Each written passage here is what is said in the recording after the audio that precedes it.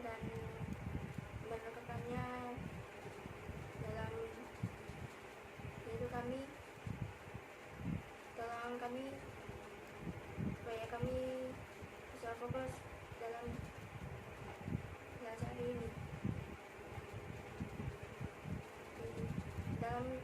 Di dalam Tuhan Yesus kami berdoa. Amin. Teman-teman, kita mau baca hari ini dari Yohanes 5 ayat 1 sampai 9. Sesudah itu ada hari raya Yahudi dan Yesus berangkat ke Yerusalem. Di Yerusalem dekat kebun domba ada sebuah kolam yang dalam bahasa Ibrani disebut Bethesda. Ada 5 serambinya, dan di serambi itu berbaring sejumlah besar orang sakit, orang-orang buta, orang-orang timbang, dan orang-orang lumpuh yang menantikan goncangan air kolam itu. Sebab waktu turun malaikat Tuhan ke kolam itu dan menggoncangkan air itu, barang siapa yang terdahulu termasuk ke dalamnya sesudah goncangan air itu menjadi sembuh apapun juga penyakitnya. Di situ ada seorang sudah 38 tahun lamanya sakit. Ketika Yesus melihat orang itu berbaring di situ, dan karena ia tahu bahwa ia telah lama dalam keadaan itu, berkatalah ia kepadanya, "Maka engkau sembuh?" Jawab orang sakit itu kepadanya, "Tuhan, tidak ada orang yang menurunkan aku ke dalam kolam itu apabila airnya mulai goncang, dan sementara aku menuju ke kolam itu, orang lain sudah turun dulu aku." Kata Yesus kepadanya, "Bangunlah, angkatlah tilammu dan berjalanlah." Dan pada saat itu juga sembuhlah orang itu. Lalu ia mengangkat tangannya dan berjalan. 1 Raja-Raja 2 ayat 3. Ketika lakukanlah kewajibanmu dengan setia terhadap Tuhan Allahmu, dengan hidup menurut jalan yang ditujukannya, dan dengan tetap mengikuti segala ketetapan, perintah, peraturan, dan perketuannya, seperti yang tertulis dalam hukum Musa, supaya engkau beruntung dalam segala yang kau lakukan dan dalam segala yang kau tuju. Terima kasih. Halo anak-anakku yang dikasihi oleh Tuhan, pagi hari ini kita berkumpul kembali lewat sosial media, dan kita akan siap menerima pelajaran dari guru-guru kita. Tapi sebelum itu, pagi hari ini kita akan merenungkan dan membaca firman Tuhan yang terambil dari Yohanes pasal 5 ayat 1 sampai dengan yang ke-9, dan 1 Raja-Raja pasal 2 ayat yang ketiga. Anak-anakku yang dikasihi Tuhan, bagaimana kabar kalian pagi hari ini? Mudah-mudahan kalian tetap sehat ya, tetap semangat untuk menerima materi dan pembelajaran lewat sosial media yang diberikan oleh guru-guru pada hari ini.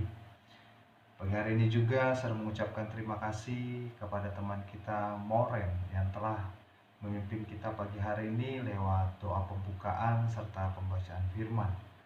Biarlah kasih dan karunia-Nya Tuhan serta berkat-Nya telah mengalir di dalam kehidupan teman kita Moren.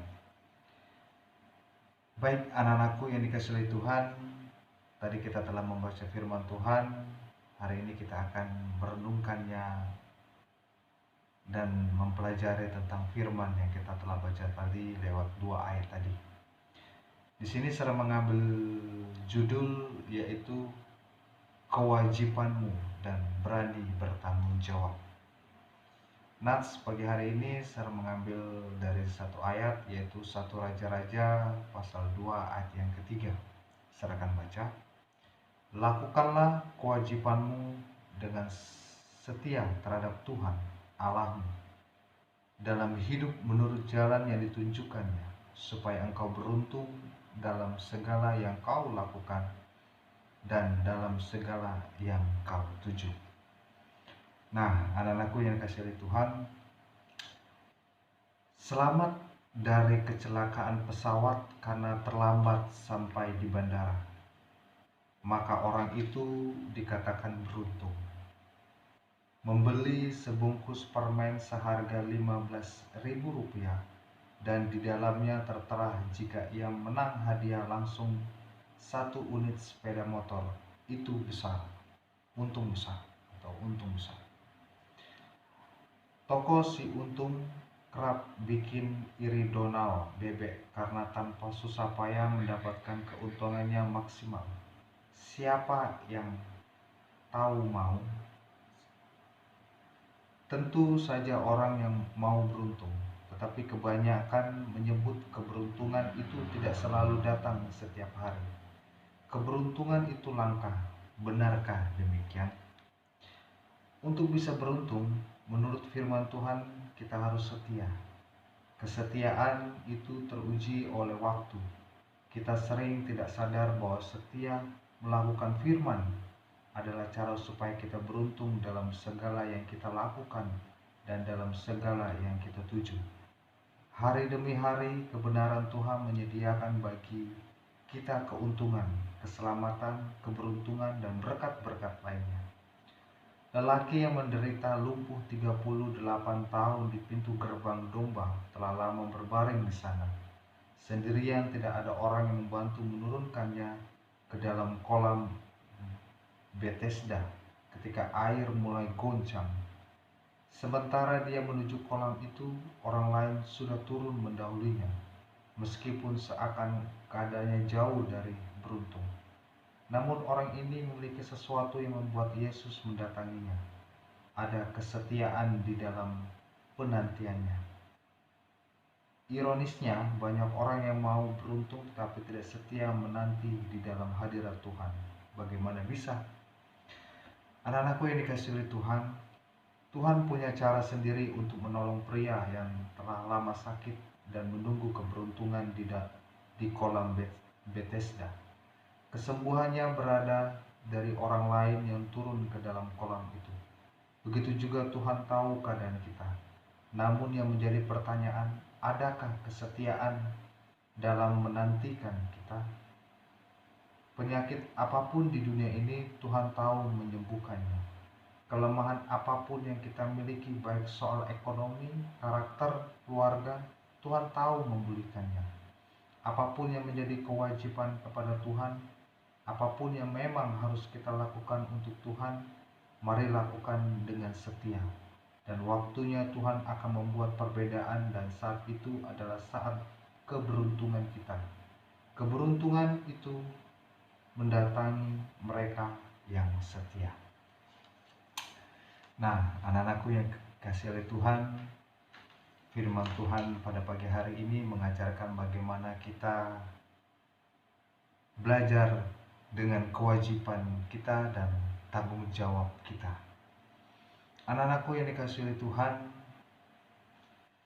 firman Tuhan yang kita terima pagi hari ini mengajarkan kita bagaimana kita tetap setia kepada Tuhan dan percaya kepada Tuhan dengan janji-janji yang Tuhan berikan kepada kita, dan bagaimana kita merespon dengan janji yang Tuhan berikan kepada kita dengan melakukan atau melaksanakan apa yang dikehendaki Tuhan kepada kita, yaitu menjauhkan hal-hal yang tidak baik, menjauhkan hal-hal yang tidak layak di hadapan Tuhan, tetapi kita bagaimana caranya kita untuk menyenangkan hati Tuhan. Anak-anakku yang dikasihi Tuhan, kewajiban dan tanggung jawab itu harus kita miliki dalam pribadi kita, apalagi kalian sebagai anak muda dan apalagi kalian sebagai siswa. Kalian harus ada rasa tanggung jawab atau kewajiban yang kalian miliki, yaitu kewajiban sebagai siswa yang kalian harus belajar, kalian harus giat belajar dan mematuhi peraturan-peraturan sekolah dan menghormati guru, dan apalagi di rumah kalian harus juga menghormati orang tua. Itu kewajiban kalian sebagai anak dan sebagai siswa di sekolah. Dan tanggung jawab yaitu kalian harus mempunyai tanggung jawab karena sesuatu hal orang yang percayakan kepada kalian harus mempunyai tanggung jawab, karena tanggung jawab itu besar, sangat berharga dalam kehidupan kita. Kalau orang yang tidak bertanggung jawab, semua apa yang dia inginkan, apa yang dia cita-citakan tidak akan tercapai. Kalau kalian anak-anak punya tanggung jawab, apapun yang kalian lakukan itu akan berjalan dengan baik dan akan terwujud, ya. Apalagi contohnya kalau tanggung jawab di sekolah, ya kalian harus sebagai siswa mempunyai tanggung jawab untuk datang ke sekolah. Kalau sudah sekolah, datang tepat waktu.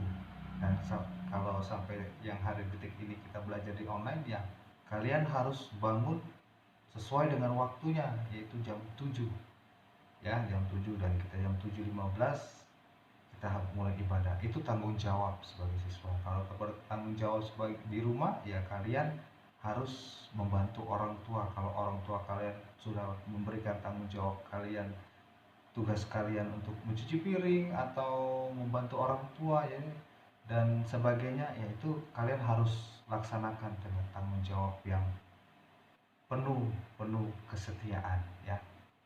Nah, anak-anakku yang dikasihi oleh Tuhan, saya ingin anak-anak kelas 7 mempunyai tekad yang tinggi dalam pribadinya dan mempunyai prinsip dalam hidup kalian, yaitu rasa tanggung jawab, ya.